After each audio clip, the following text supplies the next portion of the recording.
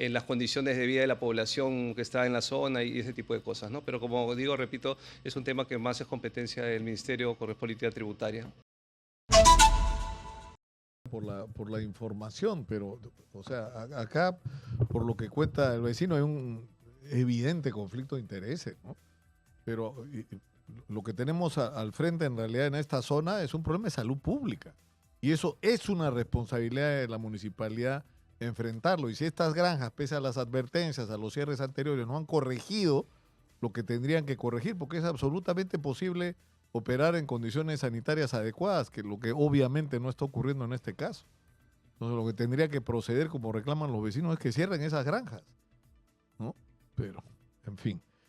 Vamos a hablar ahora con el jefe de la división de estadística de SUNAT, el señor Jorge Sánchez, que está en nuestros estudios. Bienvenido, muy buenos días. ¿Qué tal? Buenos días, encantado. Para la gente, SUNAT es algo así como el demonio, ¿no? La gente le tiene miedo a la SUNAT. Pero finalmente de lo que se trata es que tiene que haber algún organismo encargado de la recaudación, ¿no es cierto? ¿Cómo ha ido el año 2024 en recaudación? Sí, gracias por la pregunta. Efectivamente, durante el año 2024 hemos registrado una recaudación de ingresos tributarios del gobierno central, que es la cobertura que administra y recauda SUNAT, del orden de 155.756 millones de soles, lo cual ha significado un crecimiento de 3,3% respecto al año 2023, ¿no? Al ejercicio anterior. Y eso en dinero es que se ha recaudado más de 8.500 millones adicionales a lo que se recaudó en el año 2023. Y también lo que hemos venido indicando es que incluso esta cifra ha superado, digamos, la cifra de ingresos tributarios del gobierno central proyectada, que es consistente con las proyecciones del marco macroeconómico que publicó el Ministerio de Economía en el mes de agosto, ¿no? Lo cual es una buena noticia porque es más dinero que se ha recaudado y es un dinero que son recursos públicos que, digamos, la idea es que puedan ir en beneficio de la sociedad.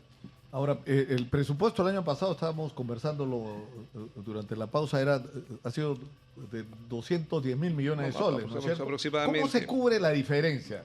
O sea, porque hay como 60.000 o 55.000 millones de soles que... Sí, correcto. ¿De dónde sale esa diferencia? Básicamente el presupuesto está financiado por recursos ordinarios, donde los ingresos tributarios son los principales.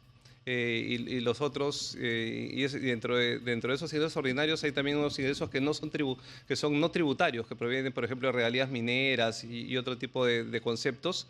Y además, en esos tributarios son los tributarios del gobierno central y los tributarios que recaudan los gobiernos locales, porque recordemos que los municipios también cobran impuestos, ¿no? Ahora, se financia también, evidentemente, con ingresos de capital que tiene el gobierno, y también con donaciones y transferencias, que es un rubro que también todavía el país recibe algunas transferencias, y el endeudamiento público, que es muy importante, claro, ¿no? Cuando hay un déficit, que es lo que se está discutiendo hoy, si el presupuesto que se ha aprobado del 2025 va a tener un déficit, y tú indicas que sí, este se tiene que cubrir inevitablemente con endeudamiento, ¿no? Sí, correcto. O sea, el presupuesto siempre debe estar equilibrado, ¿no? Entonces tenemos digamos, un comparado entre ingresos y gastos, y cualquier diferencia debe ser financiada para que el presupuesto esté equilibrado, y la variable de equilibrio es el endeudamiento público.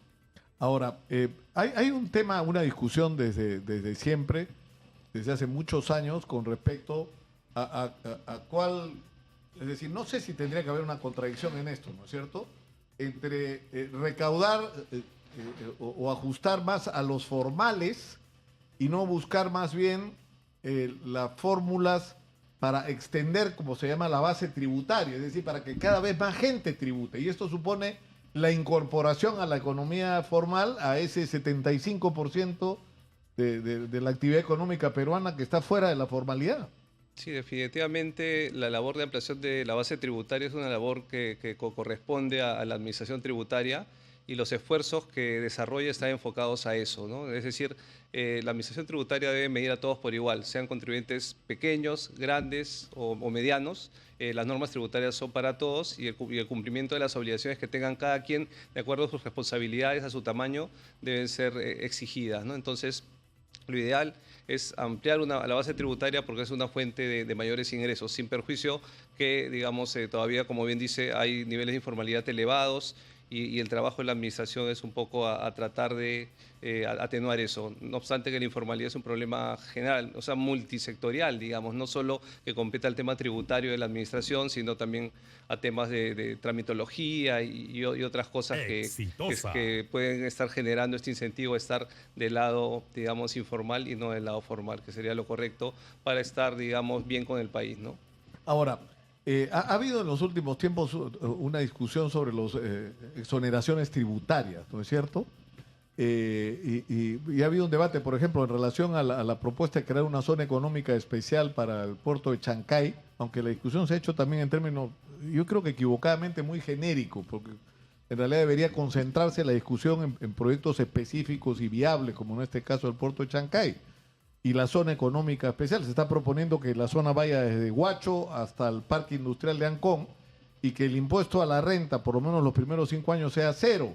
Y eso como que no le gusta mucho a los recaudadores, digamos, ¿no? Sí, definitivamente todo el tema de gastos tributarios, de política tributaria, es un tema que compete al Ministerio de Economía, digamos, ¿no? Nosotros somos Claro. administración tributaria, nuestra función es aplicar lo que es aprobado por la política tributaria. Definitivamente el tema de gastos tributarios es un gasto delicado, es un tema delicado, porque estamos hablando de más o menos un poquito más de 2 puntos del PBI, más de 20.000 millones de soles al año que se pierde por mantener este conjunto de gastos tributarios que no son otra cosa que tratamientos especiales, exoneraciones, diferimientos, tasas reducidas, que se dan a algunos segmentos, a algunos sectores económicos, algunas empresas, digamos, que deben cumplir ciertas condiciones, pero que, digamos, lo importante es que representa un forado fiscal que si no se cumple el objetivo para el cual fueron aprobados, no, claro, pero esa es la lógica. la lógica idea es tendría que ser, racionalizarlos. claro, por ejemplo, si en el caso de Chancay se establece que es 0% de impuesto a la renta, a cambio de eso, a la vuelta de 5 o 10 años, lo que debes tener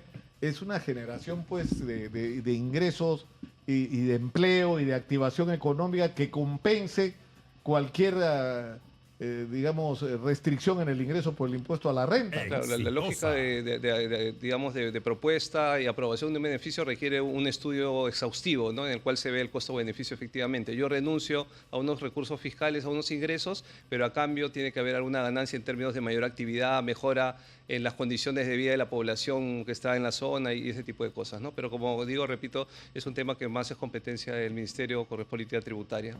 De acuerdo. Ahora, en el caso de la pequeña empresa, hay toda una controversia. ¿Cuáles son los beneficios tributarios que tiene la pequeña empresa en este momento? O sea, ¿qué? Porque algo no está funcionando, ¿no es cierto? Si el nivel de informalidad es tan grande es porque algo no está bien. Hay una cosa que es clara, que es la dificultad del acceso al crédito. O sea, cuanto más pequeño eres como empresario, más difícil y más caro es el crédito. Eso es casi un principio en el Perú, ¿no es cierto? Entonces, no hay como mecanismos para permitir acceso al crédito, pero el otro es el tributario. O sea, una pequeña empresa no puede pagar los mismos impuestos que paga una grande, ¿no? Sí, es un tema complejo, pero lo que podría decir es que justamente pensando en eso, a nivel de la política tributaria se han definido algunos regímenes que buscan ser atractivos a estos pequeños negocios, que obviamente tienen, digamos, de repente menos capacitación, requieren algo que sea más simple, y en ese sentido es que tenemos ahorita vigentes un régimen único simplificado, que es el denominado RUS, para pequeños negocios chiquitos. Tenemos un régimen especial de impuesto a la renta y un régimen MIPE tributario, digamos, que son los 3 regímenes que justamente apuntan a poder captar a esos segmentos de medianas y pequeñas empresas a través de una tributación que sea un poco más sencilla, menos compleja y menos costosa administrativamente de lo que puede ser el cumplimiento para las grandes empresas, ¿no? Ahora, ¿qué pasa? Porque le ocurre a mucha gente que ante las dificultades, por la razón que fuera, el COVID fue tremendo porque fue destructivo para la economía. Exitosa. Pero ¿qué pasa cuando una pequeña empresa, sobre todo, se ve en dificultades y no puede pagar sus impuestos? ¿No es cierto? Porque muchas veces la gente en una situación de crisis tiene que optar, o le pago a mis empleados y pago los servicios que me hacen seguir funcionando, como la energía, etcétera, y no paga impuestos, y se empieza a atrasar y se empieza a acumular la deuda. ¿No hay fórmulas para resolver esto de una manera más amigable, que no sea que la gente termine en la informalidad? No, definitivamente la normativa y el Código Tributario tiene contemplado siempre una ventana que es un fraccionamiento, ¿no? Un fraccionamiento que es el artículo 36 del Código Tributario, que permite pagar la deuda en partes hasta en 6 años, con una tasa de interés que es una tasa de interés moratorio, digamos que es del orden de 0.9% por mes, que es menor a la tasa del sistema financiero. E incluso, digamos, recientemente se aprobó un fraccionamiento especial que venció en el mes de diciembre, pero que ha sido postergado para que puedan acogerse incluso hasta el mes de febrero por deudas que tengan acumuladas al 31 de diciembre del año 2023. Entonces, esas son, digamos, alternativas que se aprueban en el contexto de la política tributaria que define el Ministerio para poder dar algunas facilidades también a los contribuyentes que justamente tienen ese tipo de problemas que indican, ¿no? Ahora, ustedes siguen encargados del control de los insumos químicos que pueden ser utilizados para la producción de clorhidrato de cocaína, ¿no? Sí, esa es una tarea, una responsabilidad que se le asignó a SUNAT también, si no recuerdo, hacia el año 2010-2011, y venimos, hay una Intendencia Nacional de Insumos Químicos y Bienes Fiscalizados, ¿no?, que justamente busca controlar la trazabilidad de estos productos. Ahora, un poco que se sale de la función específica que debería ser la de SUNAT, ¿no? Sí, pues como SUNAT, digamos, es una función que fue asignada y se debe cumplir. Claro. Ahora, más razonable sería, por ejemplo, hay un serio problema con todo lo que deben le deben a Salud, por ejemplo. A mí me parecería más razonable que le encarguen a SUNAT que cobre lo que le deben a Salud. De paso que se beneficia incluso la SUNAT porque todo lo que a su vez le debe, porque es una cadena, ¿no? Sí, de hecho que SUNAT cobra las contribuciones a la seguridad social, salud y a pensiones a través, digamos, por encargo, ¿no? Salud, ONP le han encargado a SUNAT la recaudación, administración de esos tributos. Le agradezco mucho por estar con nosotros y no hay que tenerle miedo a la gente de la SUNAT, no muerden, ¿no? No, definitivamente, si me permite un minuto, el mensaje es, digamos, SUNAT ha trabajado duro durante el año 2024 para afianzar estos resultados y reconoce también el esfuerzo de los contribuyentes, de los buenos contribuyentes que durante el año 2024 han cumplido oportunamente con sus obligaciones y esperamos seguir trabajando más fuerte todavía en 2025. Muchas gracias por estar acá. Nos vamos a la pausa. Estamos en Exitosa, 95.5 de la FM en Lima, canal 34 en Movistar, 6.1 de televisión digital terrestre. La voz de los que no tienen voz. Volvemos.